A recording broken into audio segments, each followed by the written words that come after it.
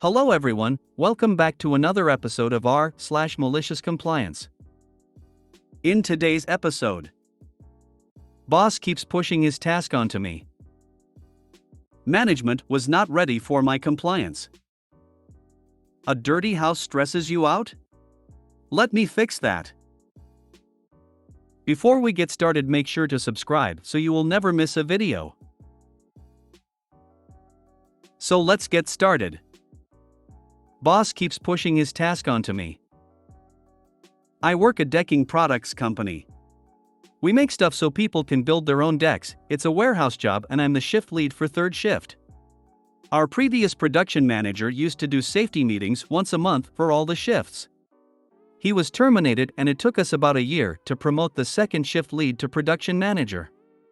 Most of the time he's laid back, but now he insists on me doing the safety meetings for first and third shift because we have a 30-minute overlap window. We didn't do the safety meetings at all when we didn't have a production manager. A lot of first shift have poor attitudes or don't speak English very well, and I don't speak Spanish, so communicating with them is challenging. I'm an introvert, so these hour-long meetings are draining and I actively dislike doing them. I expressed my concerns about the language barrier to my production manager and he keeps pushing them on me, despite the fact that he speaks Spanish and I don't. He also doesn't care what the topic is, he just tells me to choose. It seems like he's doing everything he can to push all the responsibility onto me. So I did our meeting this week.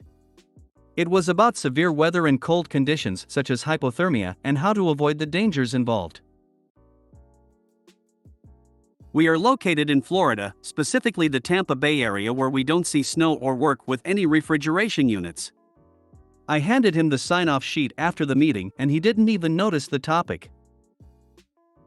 Next week, how bringing your pet rock to work could be unsafe. Although if you keep it in your pocket, it's legally permissible. Then pass out small stones and Sharpies so everyone can make their own pet rocks to keep. Boom.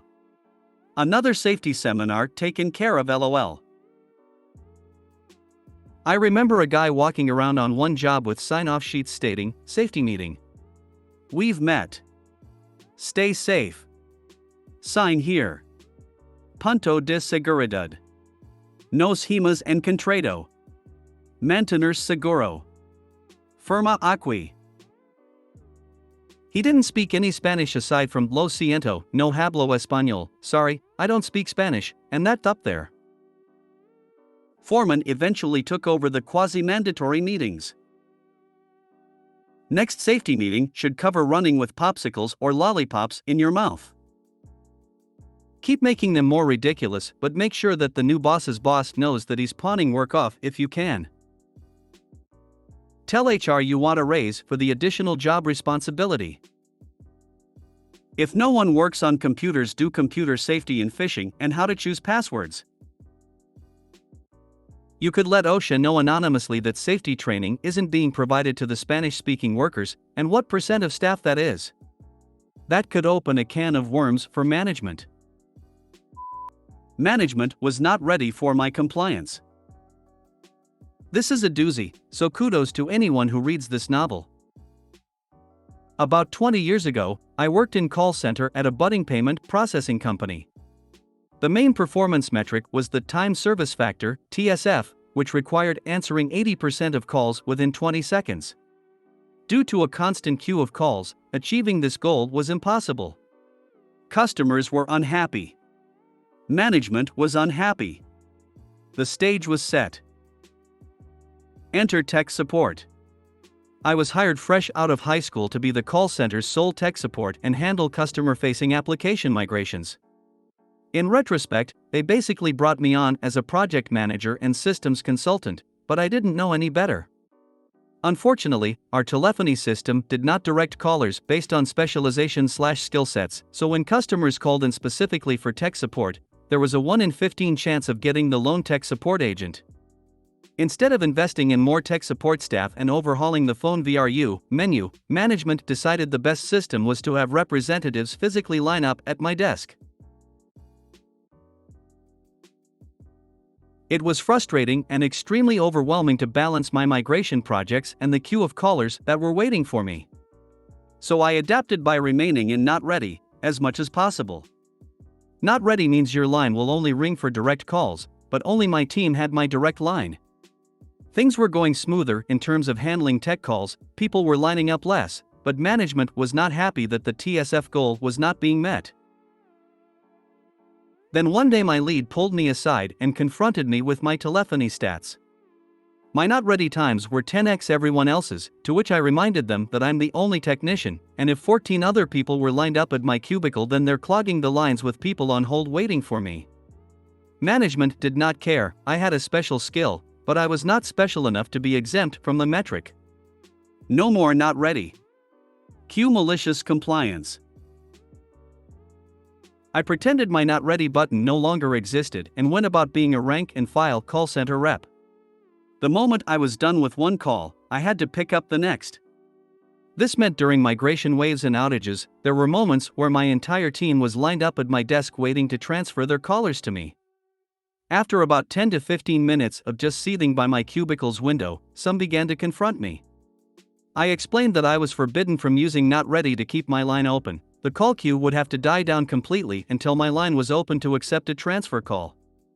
You could cut the tension with a knife. TSF continued to tank, then call abandon rate skyrocketed.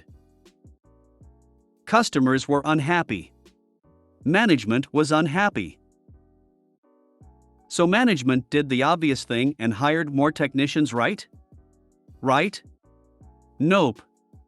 First, the new protocol was to post a sticky note with the customer's callback number and ticket hashtag on my desk, tell the customer to expect my callback, hang up, then take the next call. From then on, I was expressly only allowed to conduct the callbacks when there were fewer than 10 callers on hold. Second, they took 2 of the regular call center boomers and sat them with me to job shadow. Third, they tasked my lead with standing over my shoulder to observe my daily activities. What I showed the team lead was that for every 2 to 3 tickets I closed out, 10 more callback tickets would roll in.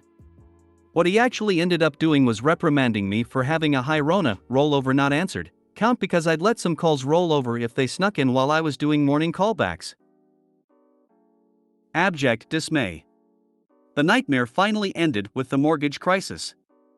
Management's brilliant business acumen had led the company to insolvency. I jumped ship to complete my college education, then the company shut down about a year later. It's hellish to work for people who go out of the way to stop you doing your actual job and follow the rules in a way that makes your job not effective. Anything but hire more staff. I've now about 20 years in this industry in a real systems consultant role. What my prior employer really needed was 4 to 5 techs to help during migrations, 3 FTE, maybe one of them would be a senior/level 2, and 2 temp contractors to push us through migration waves. We also needed a dedicated and experienced project manager. Hiring an 18-year-old high school grad for 2 major product migration/rollouts was a horrible play. Lastly, a proper VRU with skill sets set up to route calls efficiently. Physically lining up people at each other's desks is ridiculous. Wow! That is some FD up stuff there. Manglement at its best. In some places, efficiency can be defined as looking at the sundial with a flashlight. A dirty house stresses you out? Let me fix that. My mom is like a terrible hoarder, and for the past 2 years I've lived with her, I've tried to clean the house constantly, but there's just no place to put everything. And seeing as I have OCD, diagnosed, LOL, I swear I'm not one of those PPL, it's been really emotionally stressful for me. Like to the point it's contributed to me trying to end my life before, back when I was 14, and she just doesn't care. This woman, when I first told her I was suicidal over the mess, legitimately said, well, if you care about the mess so much, make sure you don't get blood on the floor when you off yourself, but then played the pity card for money when I was hospitalized. I have my own insurance that covered all of my medical bills. She didn't need any money, and then yesterday, we got into a huge argument about the house being filthy, and she brought up some of my past trauma for no reason, and then said that She was just as much a victim, and the house being dirty affected her just as much, if not more than me, and she just kept going while I bawled from the awful shit she was saying. Then she told me to get out because she needed a nap, not to hear me and whine at her, so I let her take that nap. And while she did, I did her a favor and unvictimized her by throwing away the huge piles of hoarded clothes, wrappers and bottles, broken glass, boxes she'd saved for 3+ years in case she needed to do a return, broken remotes, etc. After a lovely 5 hours straight of filling up trash bags, I finally stopped to eat and go to bed, but I got the living room almost completely clean. This morning has been amazing, having a clean room and watching her be all pissy without being able to admit she's mad I threw her stuff away, because then she'd have to admit she's been falsely telling everyone she knows that I hoard, despite everyone knowing it's BS because it's shit I'd never buy/use, and that she's a clean freak. Even her BF/ex think it's hilarious, and keep cracking jokes about how she's gonna be the next thing in a trash bag. Genuinely though, this is the best I've felt in a while. I love stuff being clean, smiley face. Just a quick edit, all of these things have been mentioned to mandated reporters before. If I was removed from my mom's house, I'd be placed back with my father, who legitimately borderline tortured me and had all his CPS cases magically dropped, and honestly, I don't want to lose my friends. I appreciate the concern, but please don't suggest reporting her. Edit 2, we sat down and had a small conversation about everything, and I explained that I don't look down at her, and that I don't expect her to do a ton since she works all the time, and that my frustration is more aimed at her just dismissing everything I do and her exes being slobs. I also told her it's not about her not cleaning, it's about making such a mess and hoarding in the first place. We talked a lot, and I told her I'd try to help her decide what's really necessary to buy if she's willing to accept that help. We then chilled together watching true crime for a while, and talked about Bath & Body Works wallflowers. We discovered there was a sale and ordered more to celebrate the freshly clean living room, smiley face. Things are okay right now, and hopefully once some of her excess stuff is cleared out, her own mental health will improve too. No one likes living in a mess. I'm not OCD and my mom is not a hoarder, but the house is still a constant wreck. The floors are mostly clean, couple boxes, a vacuum that won't fit in a closet, some clothes, but the furniture is oversized and mismatched for the rooms they're crammed in. There's a few oddball items we use frequently enough that we can't just toss them out, like a giant tank full of helium, and no real home for the brooms and mops. The real mess is the countertops. There are so many knickknacks that you can't use the space for anything else. She has containers to hold containers to hold containers to keep it organized, like a basket to hold 4 jars to hold pens and shit next to a sink. None of those pens work. There have been fist fights over me throwing away CVS receipts and empty pill bottles from 2 years ago. Some of the non-perishable food in the pantry is starting to perish, and for whatever reason, that woman cannot sleep soundly at night without knowing there's 2-year-old bacon turning into leather in our freezer.